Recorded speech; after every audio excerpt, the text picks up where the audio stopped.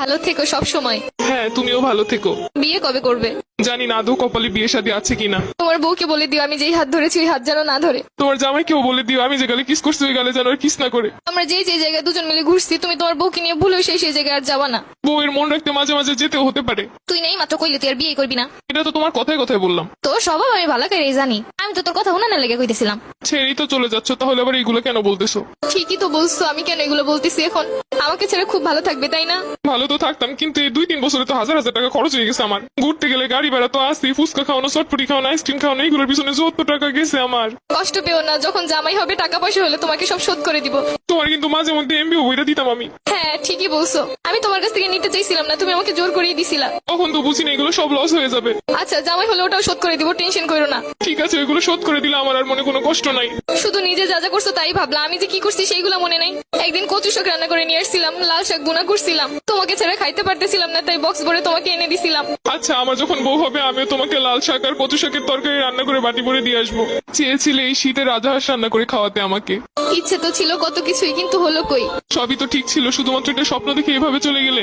আর আমার এই শীতে রাজহাঁস খাওয়া হলো না। শুধু কি স্বপ্নই? তুমি যে একটা মেয়ের দিকে তাকাইছিলে 2 মিনিটের জন্য, সম্পর্কে শুরুতেই বলছিলাম কোনো মেয়ের দিকে ভুলেও তাকাবা না। তুমি শুধু তাকানোটাই দেখলে, কিসের জন্য তাকাইছি সেটা তো একবারও জানতে চাইলে না। ওই মেয়েটার অন্য গাড়িতে পেঁচে যাচ্ছিল, আমি মেয়েটাকে বাঁচানোর জন্য ওকে ইশারা করে বুঝাচ্ছিলাম। আমি বেঁচে থাকতে অন্য কেউ মরে যাচ্ছে বলে তোমার এত কষ্ট হচ্ছিল? আমি তো বলেছি আমার ভুল হয়েছে। কিছু কিছু ভুলের কখনো ক্ষমা হয় না, এটা তো জানো। আর তুমি তো জানো আমি সবকিছু সহ্য করতে রাজি, কিন্তু মেয়েদের ব্যাপার নিয়ে একদমই সহ্য করতে পারি না। তাই তো আর আটকাতেও পারছি না। দোয়া করি সুখে থাকো সব সময়। তুমি আমাকে খুব সহজে ভুলে যেতে পারবে তাই না? ঘৃণা মানুষকে সবকিছু করতে শিখায়। ভাবতেছি এতদিন যার সামনে তোমাকে বউ বলে পরিচয় দিচ্ছি, পরবর্তীতে কি হবে? তাদেরকে বলবে আমি মরে গেছি। জীবন তো কারোর জন্য থেমে থাকে না। আচ্ছা, কিছু মনে না করলে একটা কথা বলি। আমি যা আবেগের বসে তোমার একটা পায়েল কিনে দিছিলাম, ওই পায়েলটা কি ফেরত দেওয়া যাবে? জানোই তো আমার কাছে অত বেশি টাকা পয়সা নাই। নতুন কাউকে পটাইতে গেলে তো তখন লাগবো। কিন্তু ওই পায়েলটার তো 2-3 জায়গা থেকে খুইলা পড়ে গেছে। সমস্যা নেই, তুমি নিয়ে এসো, যা পইরে গেছে ওগুলো লাগাই নিবো। ওটার তো রঙও তেমন ভালো নাই। সমস্যা নেই, রং করে নিবো। আচ্ছা ঠিক আছে। আর শুনো, এই শীতে গোসল করো প্রতিদিন। আগে শীতে কত বলে বলে গোসল করাইছি। তোমার আর আমাকে নিয়ে এখন চিন্তা না করলেও চলবে। তোমার আর আমার পথ এখন আলাদা। তারপরও মনে তো কোথাও একটা রয়ে গেছো। এত সহজে তো চাইলেই ভুলতে পারবো না।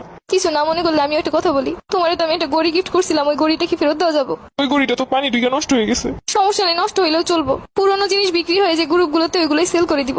একটা ড্রেস পছন্দ হয়েছে, ভাবছিলাম তোমারে বলবো, সেটা তো আর হলো না। ওই গড়িটা বিক্রি করেই কিনবো। লাস্ট ওই একটাই স্মৃতি ছিল আমার কাছে, ওটাও নিয়ে যাবে। আমি নিজেই নেই, আমার স্মৃতি দিয়ে আর কি করবে?